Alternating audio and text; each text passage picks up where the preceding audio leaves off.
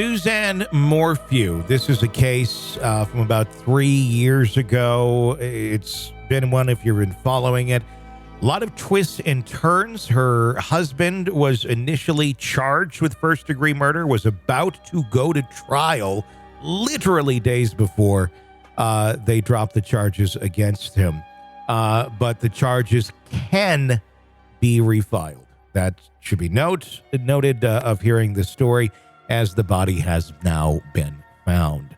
It's been a shocking twist in this long-standing disappearance case, since the authorities have now finally found the remains of the Colorado mother of two. The discovery was made in Saguache County during an unrelated investigation 3 years after Suzanne mysteriously vanished during a bike ride near Maysville, Colorado on Mother's Day, May 10th, 2020. It's gained a lot of attention over the last couple of years since today the 49-year-old mother vanished. The heart-wrenching tale of Suzanne, who was last seen on that fateful Mother's Day bike ride, has haunted a lot of people. The recovery of her remains is a significant breakthrough, said a source close to the case. The story takes several twists and turns. Let's go through it. Following Suzanne's initial disappearance, search teams located her bike and a helmet, but whereabouts of her body remained a mystery until the recent discovery. And there was questions, too, about the bike and where it was found and if it was planted and if it was really part of this. That's something that you can look into further if you want. Her husband, Barry Morphew, during an interview with Fox 21 in August of 2020, expressed profound distress regarding her disappearance, saying it was the most devastating thing that's ever happened to me. It's also noteworthy that nearly a year after she went missing, Barry was then indicted on charges of first-degree murder, tampering with physical evidence, and attempting to influence a public servant.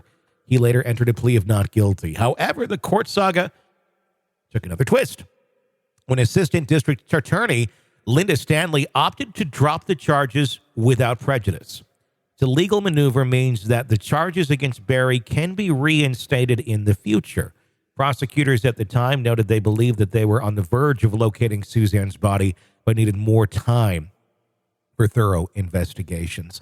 Essentially, what that also kind of means is they don't have quite enough to make an arrest. That's what it sounds like. Rather than make an arrest and bring charges against someone, and they feel that it's not going to, cut the smell test in court, they're going to wait. They're going to wait to make the actual arrest and the charge. Obviously, they did make an arrest and a charge, but I think realized it just wasn't going to add up.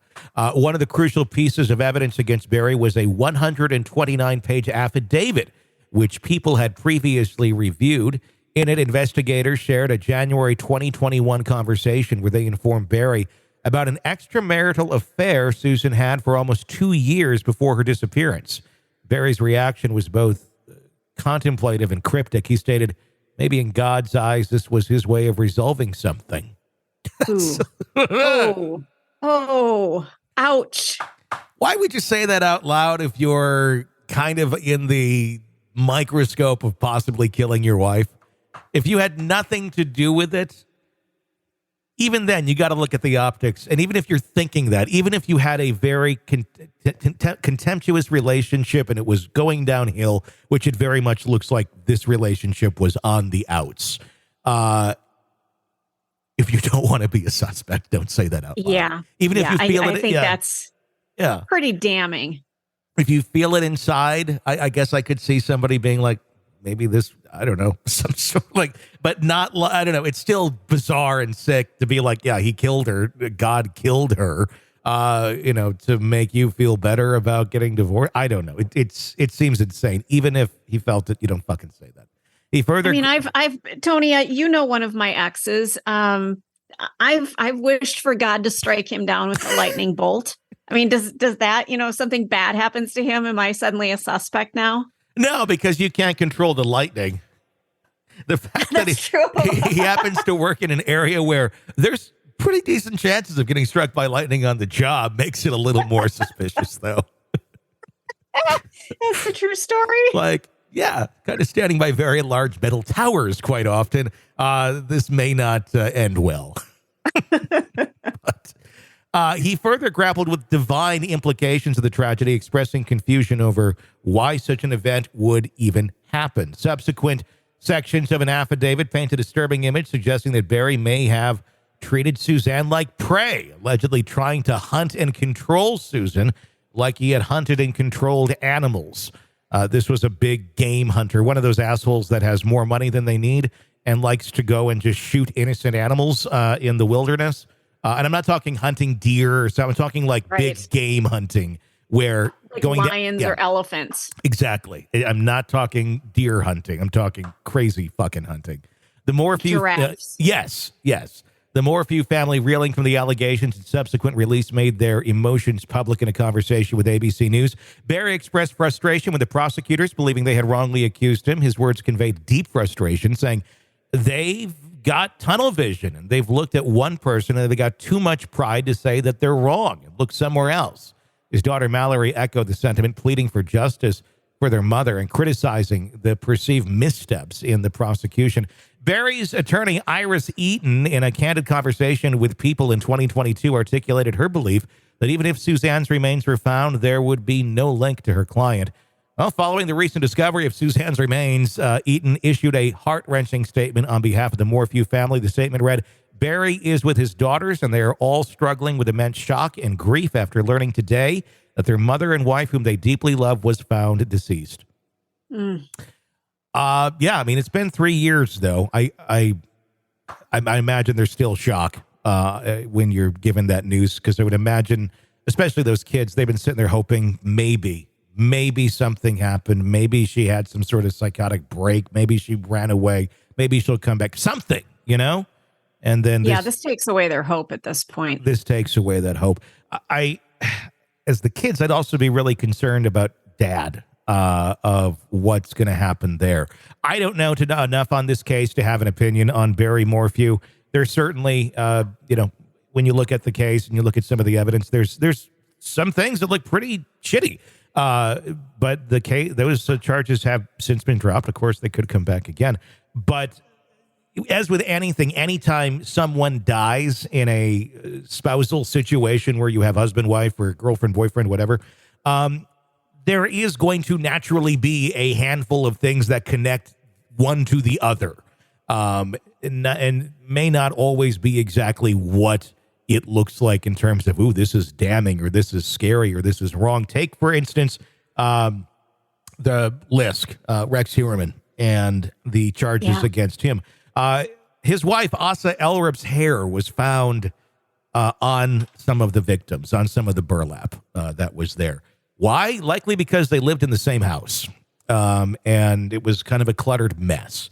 So not that shocking, but in the surface, you could also go, what's going on here? Is there some sort of connection? I think they should. It's hard not to look at that. And it should be looked at. And it should be looked at, but once checked out, it should be accepted as what it is, if there's really nothing going on. As of now, the question in everyone's mind is whether Barry Morphew is going to face a renewed round of charges in light of this discovery. They always say, it's much easier to prosecute someone when you have the body itself.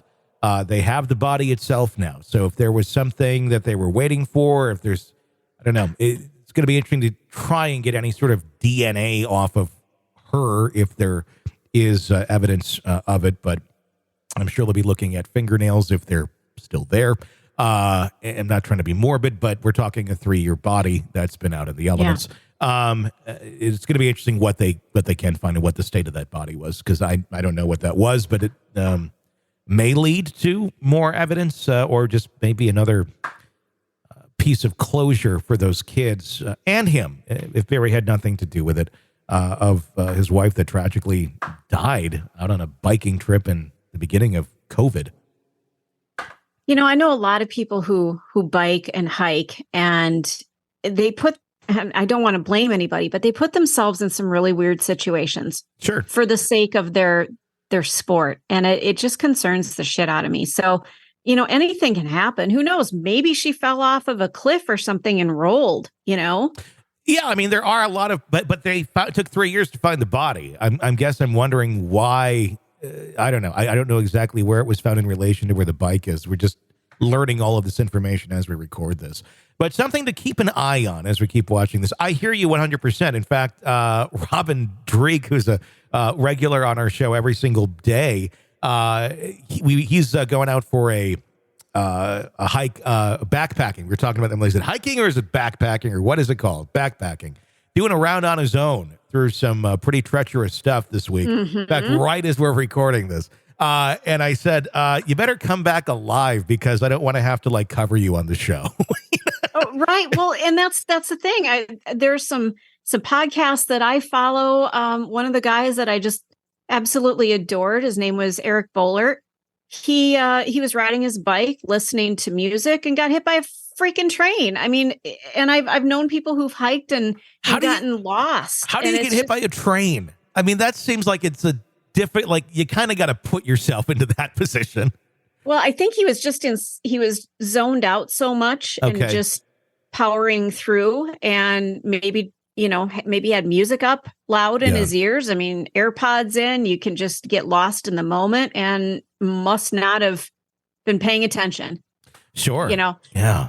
So I guess, as crazy as it sounds, I could see it happen. So who knows? And maybe something nefarious happened to this woman, but I also I raise my eyebrows a little bit because I know a lot of really extreme bikers and hikers and the shit that they get themselves into. It's like, oh my God, I'm surprised you came home alive. Yeah, no, it is. And I think that's part of the rush. As Robin even said to me, I'm like, well, I said, have fun with it. He's like, it's going to be hell. It's horrible. I hate every minute of it. Why are you doing it? He's like, I just do it to finish it and to be able to have done it and to say I accomplished that goal. I mean, he's a former Marine, that's his, that's how he operates and works. And so he goes for things like that. I don't get it because I'm not like that, but that's his thing. Yeah, I mean, it can get scary out there. It certainly can. And this really wasn't any sort of crazy path. You're just out biking and on the bike. What if it was a bear attack? What if it was a pack of angry chipmunks? Well, hey, I saw somebody was attacked by an otter. It had like 42 bites and possibly rabies. So anything can happen, Tony. No, if I was out there biking and it's a big cliff, if there was like some weird animal that came up on me, I could easily see getting like, oh my gosh, and then you're off the cliff. Yeah. So I'm just throwing that out there. I mean, you're out in the wilderness, things can happen. There's more to learn on this one, and we'll keep watching and see where it goes in the death of Suzanne Morphew. You're locked into the Hidden Killers podcast. Want more? Start binging on all of our true crime podcasts right now through Apple Podcasts and get an ad-free experience when you sign up to be a True Crime Today Premium Plus member exclusively on Apple Podcasts. More of the Hidden Killers podcast dropping soon. Press subscribe now.